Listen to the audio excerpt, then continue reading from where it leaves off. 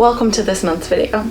I'm so excited to have you here with me today as I share with you how we're choosing to celebrate the spring solstice, which is literally right around the corner.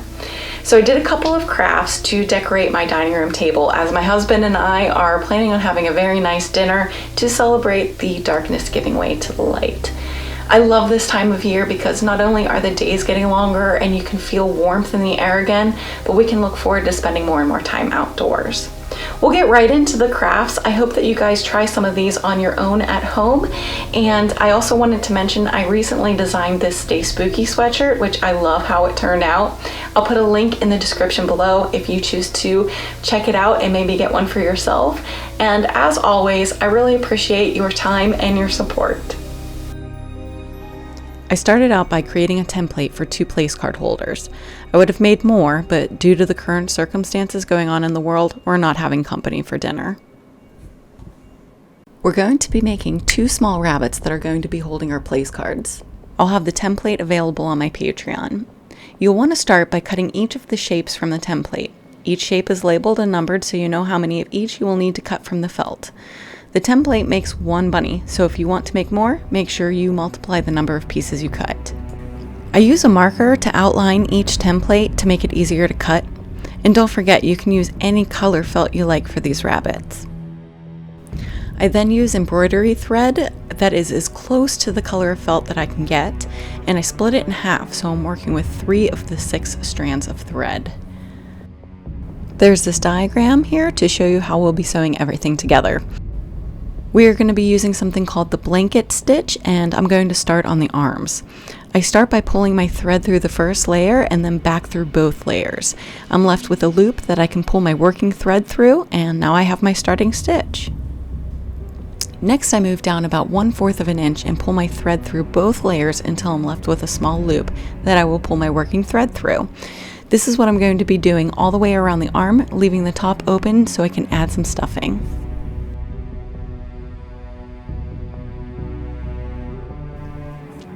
Now I'm moving on to sewing the head together. There is going to be 3 pieces for this part. The thinnest part of the middle section will start at the nose and then go to the base of the neck.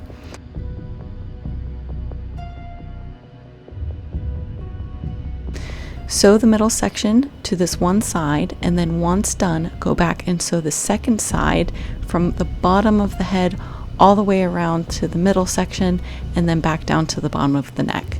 But don't forget to leave a little opening at the base of the neck for some stuffing.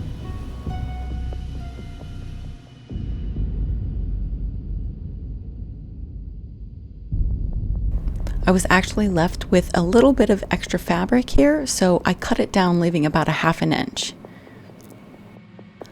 I'm going to follow the same process for the body as I did with the head, as the body also has 3 parts, one of which includes the middle section. The middle section is really important and makes such a great difference when stuffing our rabbit. This middle section will actually start at the neck and then wrap around through the bottom.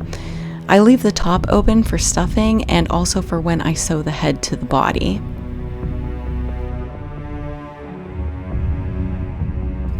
Now on to the legs. You're going to want to stitch down one side of the leg and then stop to add the bottom of the foot. You want to place the circle that you had cut out on the bottom and then sew around the entire circle. Once done, you can get a new piece of thread to sew all the way up the other side of the leg. I actually like to take any extra thread and pull it through to the inside where the stuffing will be. I find that it helps to prevent unraveling even after you knot your thread. And remember to leave an opening at the top of the leg for stuffing. I purchased some doll joints online because I wanted my rabbits to have movable arms and legs, and they snap together once you have them in your fabric. I think it's a great addition. I then also got my polyfill ready to start stuffing my rabbits. I stuffed the legs about 3/4 full and then needed to add the joints, so I cut a small hole that I can push the first piece through. Don't make the cuts too big. It's actually better to have smaller cuts and to push the joint through. Then finish it off by stuffing the rest of the leg and sew it shut. I chose rabbits because they are such a great sign of spring, and that's what this dinner is celebrating. Plus, I really wanted to see how I could make what is usually pastels and very happy things a little bit creepier for the people that don't really get into those normal springtime colors. Now it's time to attach our appendage to the body. I find a spot that I like the leg in a sitting and standing position and cut a small hole there so that I can stuff that same part of the joint through. This is where it's important that you kept the top of the body open for the stuffing.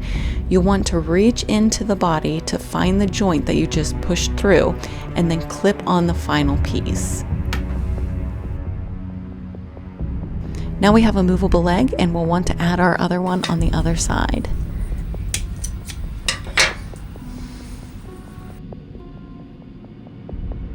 Once you have your other leg attached, you are going to want to start to stuff the body about 3/4 of the way.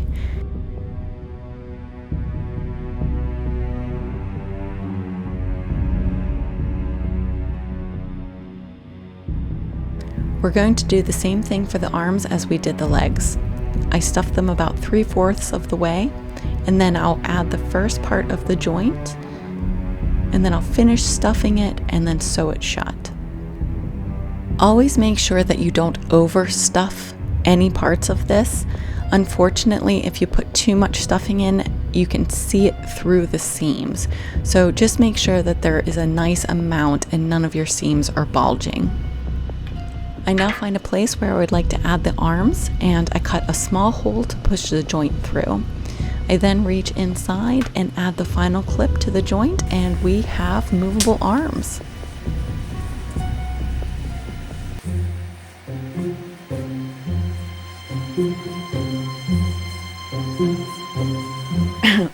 Oh, sorry about that. Anyways, we're going to then stuff the rest of the body and also the head. And as you can see here, my seams look pretty good. You can't see any of the stuffing through it. Now to attach the head to the body by sewing all the way around.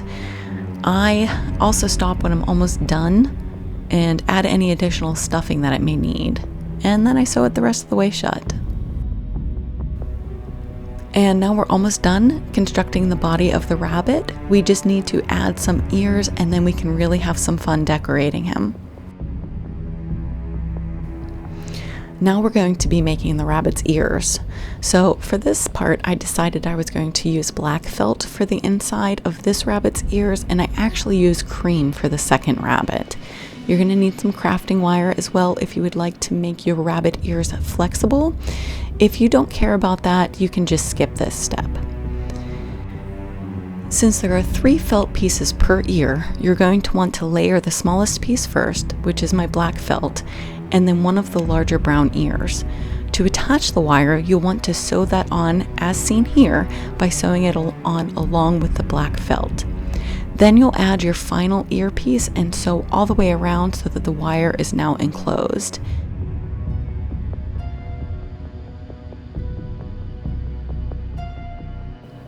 And then we can attach the ears to the rabbit head.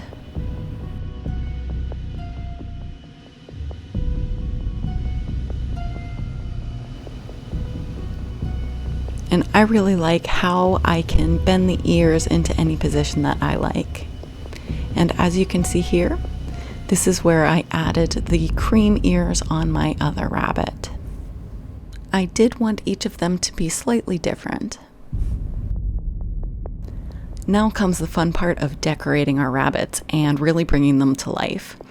I can't believe that it took me a little over 7 minutes to show you how I sewed them all together, but thanks for bearing with me.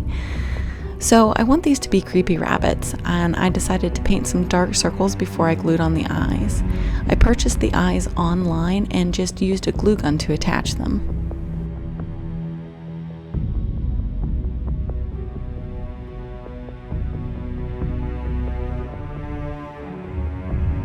I then took some black acrylic paint and actually painted along the seams of the rabbits. I used my finger to kind of blend them out. It probably isn't the cleanest option, but it got the job done.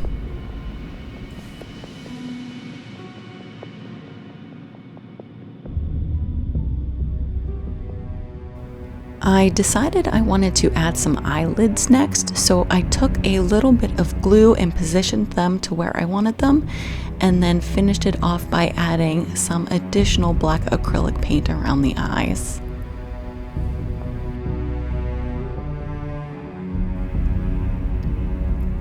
And as you can see here, I chose a different color eye for my other rabbit. Now I was going to add the whiskers. I actually found a thread that works really well for whiskers, and it's the thermally bonded bead weaving thread.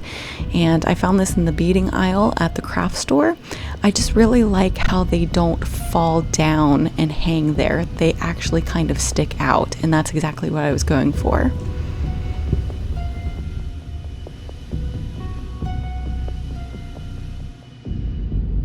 Next, I took some lace and I weaved it through my thread so that I could have a nice little lace collar here, as you can see.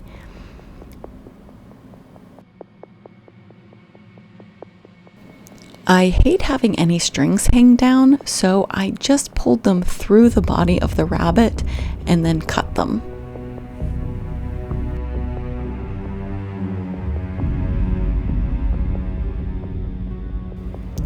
And I wanted to add a couple of stitches through the nose.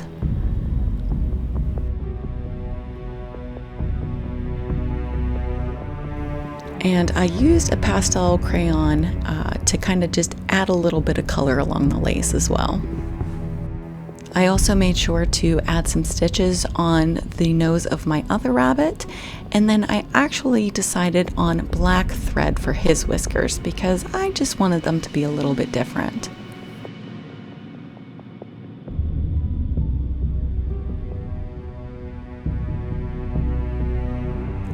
Next, I took a page from an old book that I didn't particularly care for and folded it in an accordion shape to make a little bow tie. Once I was done folding it, I took a piece of gold thread and wrapped it around a few times to finish it off.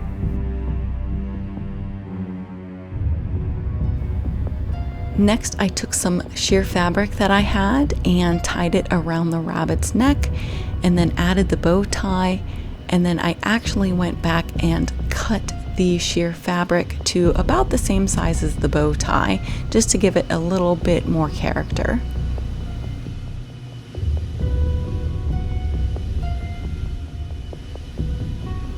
Okay, there's still one more thing, a bunny tail.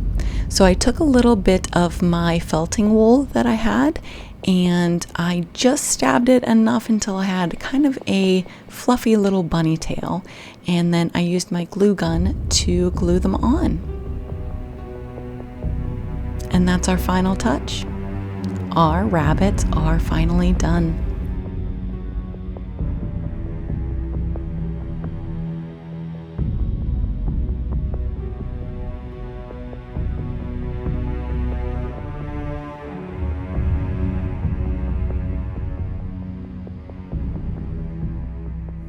On to our next project.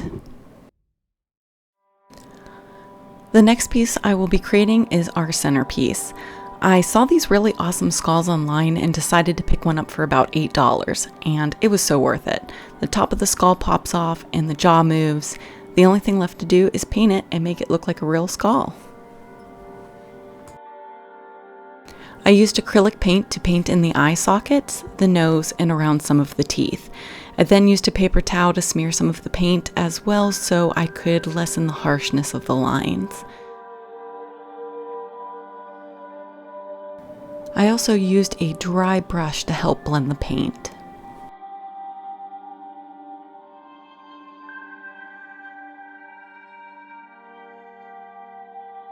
Next, I moved to graphite water-soluble pencils, and I would dip the pencil in a little bit of water, run it over the places I wanted to color in, and then I used my fingers to blend it out. A little goes a long way, but this was the perfect medium to use. Don't get too concerned if you get a lot of black on the teeth, because we can just use some white acrylic paint to go back over them. I wanted to add something else to our skull, so I got out the gold leaf and Mod Podge. I started to paint the Mod Podge in different spots around the skull. I would wait for it to get tacky for a moment and then lay down the gold leaf. Once the gold leaf is completely dry, you can actually take a dry paintbrush and brush away at the gold leaf. I really love this look that it gave the skull. It was exactly what it needed.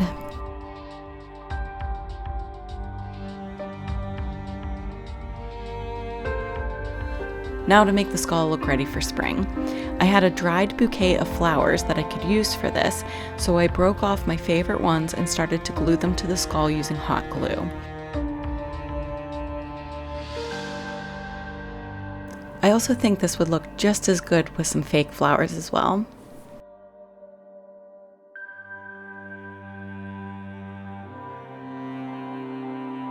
I made sure to add some baby's breath in between the flowers to add some pops of white, and also some of the leaves from the roses.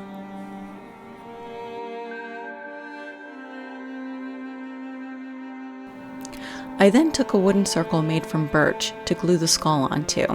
I'll be putting this in a glass display case, so I wanted to add a few more details. I added some moss along the sides and adhered it with hot glue. Now it was time to add the lights. You can skip this step, and I actually took a good amount of time debating on if I really wanted this or not, but in the end I thought it kind of really pulled it all together. Just be careful if you're using dried flowers, because I lost a couple in this process. But once I was happy with the placement, I could put on the top of the glass display case. The wire hanging out of the back is actually the battery pack, and I will be hiding this for dinner. I'll show you how later. On to creating our table runner and matching napkins. Make sure that you're using linen fabric for this part of the project. I found this super easy way to create these and needed to share. I know I've already made napkins in a previous video, but I really wanted these to match my table runner. Basically, you're going to be measuring your table and deciding where you want your table runner to lay. Mine ended up being about 14 inches by 32 inches. The table runner and napkins are going to have some fringe. I saw some tutorials calling for 2-inch fringe, but I thought that was a little long, so I bumped mine down to about 1.5 inches.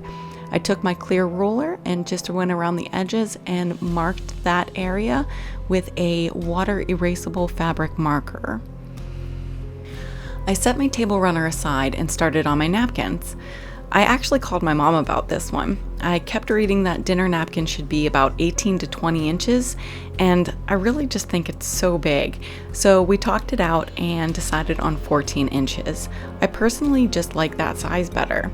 I did the same thing by measuring and cutting out 2 14-inch squares, and then I did 1-inch fringe marking around the edges. Time to sew. All you're going to do is sew a straight stitch all along your 1.5-inch border that you drew on your table runner and your 1-inch border on your napkins.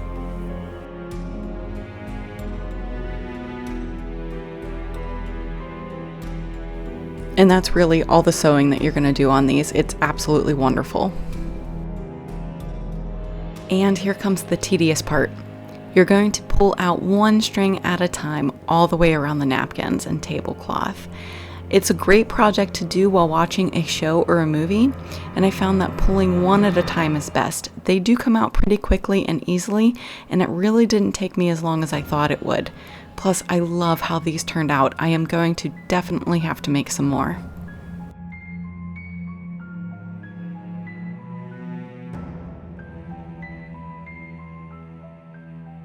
And I saw these fringe napkins on sale online for $14.99, so this is definitely something to try out.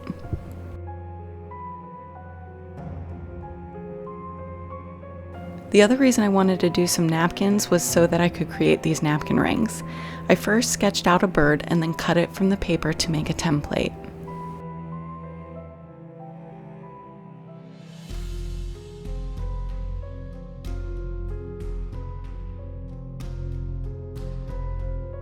Now that I was happy with my template, I dug out my polymer clay and rolled it out using an old jar that I had.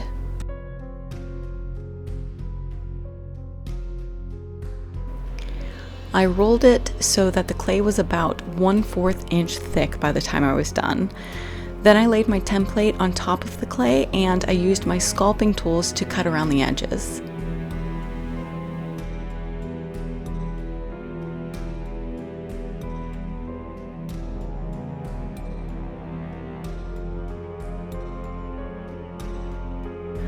I smoothed out any areas that needed it, and then I took one of my tools to poke 2 small holes through the clay, large enough to fit some twine through. I made about 6 of these birds because they're pretty easy to make in large batches, and then I baked them according to the instructions.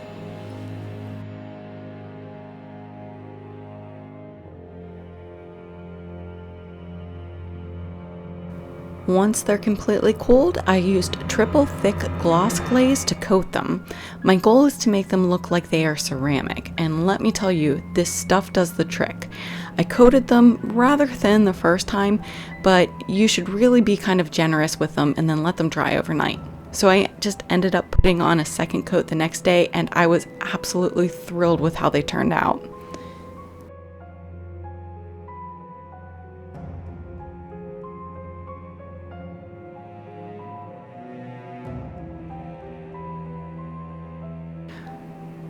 Now to make them into our napkin rings. I used some twine and pulled them through each side of the bird, and then I went into my backyard and cut some cedar for decoration. I tied my twine into a knot and then slid the cedar inside the bow, and I made sure to leave enough twine to slide the napkin into.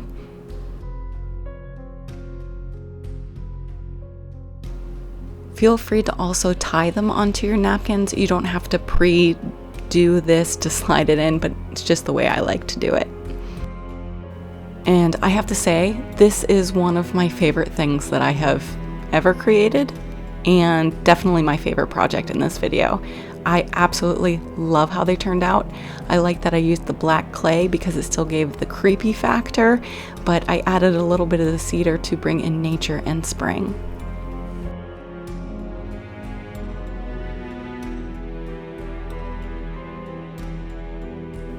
On to our last little project. I needed to make our little name cards for the table, so I took a piece of acrylic, measured and cut the size of the nameplate that I wanted. Once that was completed, I took a Sharpie paint marker to write our names. I tried some other paint markers, and this one was the best one, hands down.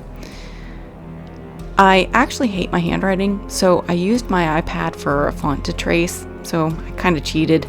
But I'm happy with how this turned out. It does stay wet for a few minutes when you first write on the acrylic, so if you need to make a correction, it does wipe right off.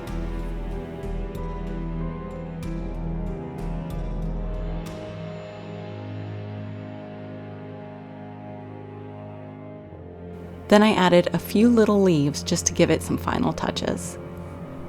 And the projects are finally complete, and we can enjoy our dinner. Care to join us?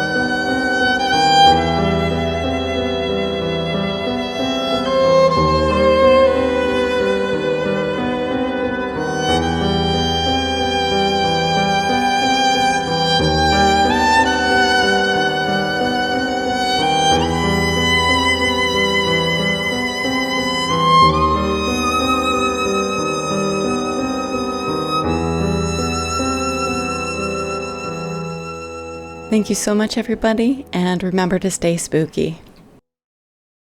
Oh, and as promised, I used one of these little secret books to hide my battery pack.